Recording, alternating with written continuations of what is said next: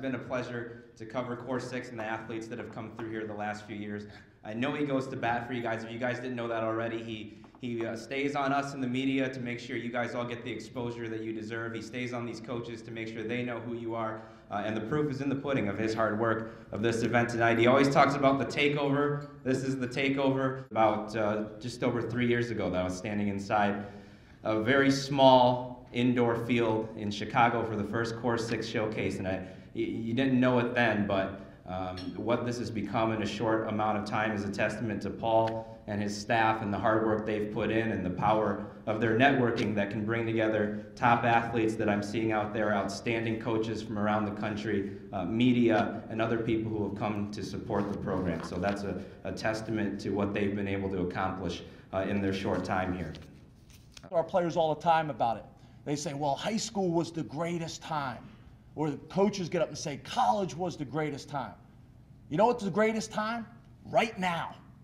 This is the best time in my life, right now, being the head football coach at Vanderbilt. And that's how we should that's how you guys should approach high school. It's the best time of your life right now. When you go to college, it's going to be the best time of your life. And take that approach with everything you do. Players in our game are great competitors. So my challenge and advice to you guys that are moving on and you young guys coming, keep finding every day a way to do your best. Like, you know, Jay, we don't have goals at our place. Our goal is constant, consistent, daily improvement because we got to get better. When we played our ending game, we didn't say it was our last game. It needed to be our best game because it wasn't the last. This is our last. This is our best practice, our best meeting, our best stretch leading into the best game. So that being said, for you guys, these next 6-7 months, how you finish has got a lot to do with what you're going to do. Because listen, they play on ESPN all the time, the greatest comebacks, guys, because there ain't a lot of them. So if you want to do good in college, you got to start fast. And the best way to start fast is to finish this year right, finish this year strong, finish with good habits.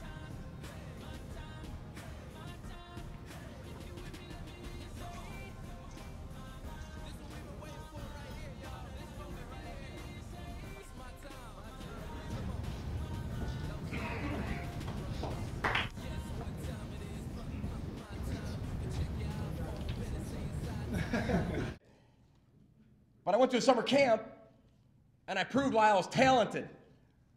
Talented. Now listen to me, I wasn't the biggest guy, strongest guy. I didn't look at the guy that looked like the guy from LSU. He's impressive. Impressive looking dude. But you know what? I had talent. In here I had talent. I found somehow, some way to be different from everybody else. And just because you are 6'4", 300, you still have to find a way to be different than anyone else. Because when you get to your school, wherever you're going to go, it's going to be hard. It will be very, very, very hard. And you need to use all these coaches as a resource. Mike Vrabel played 14 seasons in the National Football League. Use them. I played in the National Football League, only 2 years, but I have no business playing in the National Football League. A lot of you dream of playing in that league. It is very hard to get there. I talk to young men all over the country about physical toughness. You know what? There is no such thing as physical toughness. In our program, it doesn't exist. You're all probably thinking, yeah, that's why you guys were 1-11. That was a great theory. But when it comes down to it, mental toughness is everything.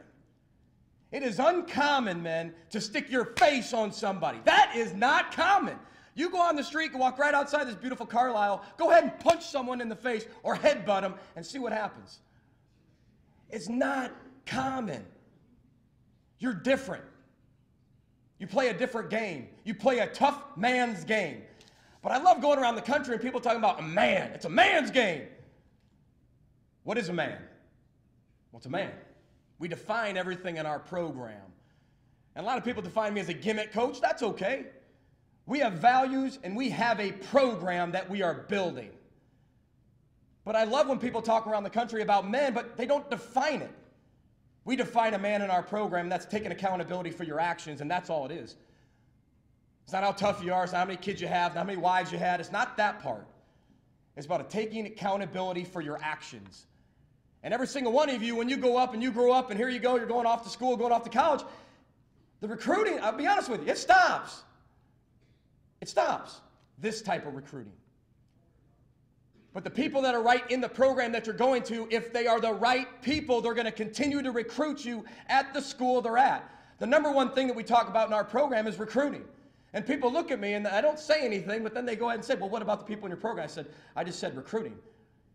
The number one thing is recruiting our own players to make sure they are happy in our program, to make sure they're growing and becoming young men. And then it's also recruiting high school athletes like yourself at a banquet like this. You've got a ton of head coaches that got up here and talked to you. You've got a ton of head coaches that have taken time out of their day to be here. Some of them came from home visits. Some of them might have been in your home before now. And they're here with you right now. They're showing you they care. They can be a lot of places. They are here for you. You know, a lot of people ask me, you know, you're the youngest head football coach in the country. I said, that's great. But it's the experiences that make you who you are. It's not your age, and it's not your high school, and it's not your high school coach. It's the experiences that you've had that have given you this opportunity. From your parents, to your uncle, to your aunt, to your brothers or sisters. Whoever it is, they've given you this opportunity. But people always ask me, Coach Fleck, you're the youngest head football coach in the country, and you were 1-11. I'm not afraid to say that. We were. But I'm glad it happened. But understand this. They always ask, what'd you learn? And this advice I share with everyone I speak to is, it's very simple. Don't sacrifice what you really want for what you want right now. It's the greatest quote I've ever heard. But think about that. Don't sacrifice what you really want for what you want right now. With the temptations, with the Facebook, with the Twitter, with the girls, with your buddies, with the parties. If you truly want what you say you want, you are going to sacrifice for it. But the big picture is going to be a lot better than the small picture that's right now. But what's going to separate all of you in this room, because you're all awesome, but there's only going to be 2 or 3 of you that are elite one day. You're going to look back at this banquet, which I had done in my past, and gone to the banquets that I had been, of all the guys that just won that MVP award. You know what? One of those guys that won that MVP award, a most outstanding player, he was in the league. But everybody else wasn't. But I was, and I didn't win any award. But it's talent. A lot of people talk about the school or the reputation that you get. People never really look at that resume as much anymore and say, he went to that school, that must who he is. They hire people off of talent. Do you have the talent for the job at hand? Not necessarily the school you went to, whether that's us or not, but the talent. Do you have the talent? Do you have the drive? Do you have the passion? We talk in our program all the time about hard work. We don't believe in hard work. It's another gimmick from Coach Fleck, the gimmick coach. But you know what? We will be different. My son will be different. My daughter, she's going to be different. My daughter that's due on signing day, she's going to be different. One, because she's due on signing day, and it depends where I'm going to be. But they'll be different. They will definitely be different because of the hard work. Hard work. We want guys that are mentally tough and have hard work, which is purpose, pride, and passion, plus the hard work. Because every one of you work hard in this room. You do, or you wouldn't be sitting here. Mom, dad, brother, sister, or the actual student athlete, you work hard. But what is going to separate you when you get to your college? What's going to separate you when you get to LSU? What's going to separate when you get to Ohio State? What is going to separate you from the other 32 kids that came in? We talk about hard work.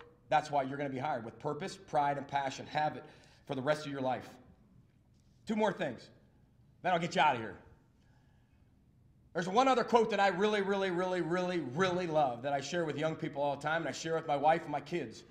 Never let the circumstance dictate your behavior. And think about that for a second. Everybody in the room, from mom, dad, brother, sister, and the student athlete, never let the circumstance dictate your behavior. A lot of us fall victim to the circumstance that we're in. 2-minute drill. Oh! Everybody gets tight. Don't let the circumstance dictate your behavior. Train for it, prepare for it, have the attitude, direct your energy towards that event. But don't change.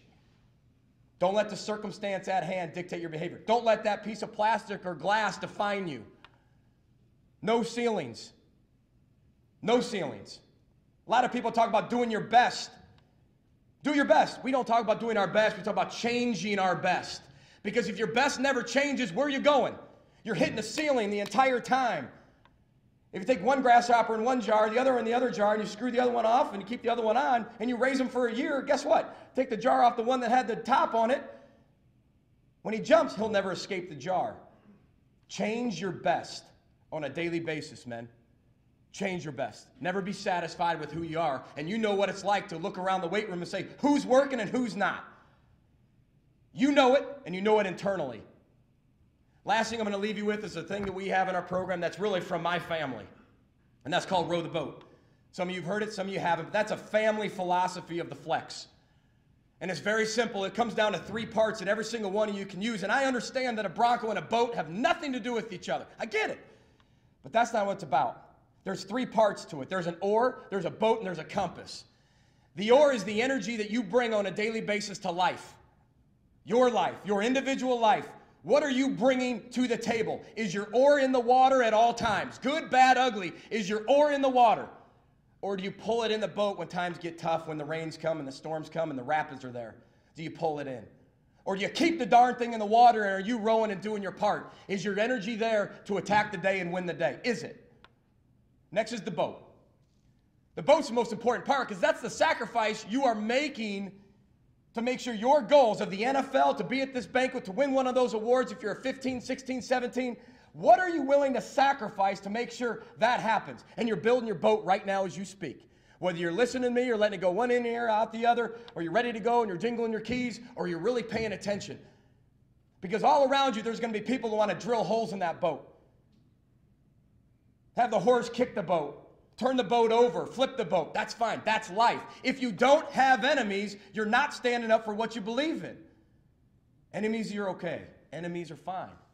That means you're on one side of the fence. But what are you willing to sacrifice? And the last part, which all of you have to understand as young men going to college or coming up in the high school ranks, is very simple. That's the compass.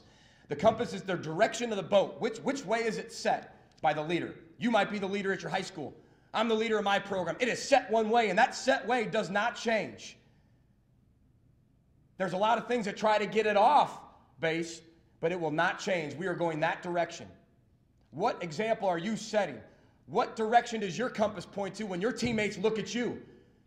Because you don't have to be the biggest, fastest, strongest, or even win one of those awards. Or if you did win the award, how are you different from the guy next to you? When you play him in the Sugar Bowl or the Orange Bowl, and you look across and he was at the same banquet you are, what separated yourself from the 3 years of preparation to get there? That's Row the Boat. That can be used in your life. That can be used in your personal life, your family life, football life, athletic life. I'm truly honored to be in a position that I'm at. I'm an average guy from a middle-class family. My dad kills bugs for a living, and my mom's a teacher's aide. From the city of Chicago, just like you. And I made it to where I wanted to be. I did it. Played in the NFL, coached in the National Football League last year. Youngest position coach in the NFL. I like being the youngest because everybody tells you you can't do it. Don't ever let anybody tell you you can't do something. Row the boat and good night. Thank you.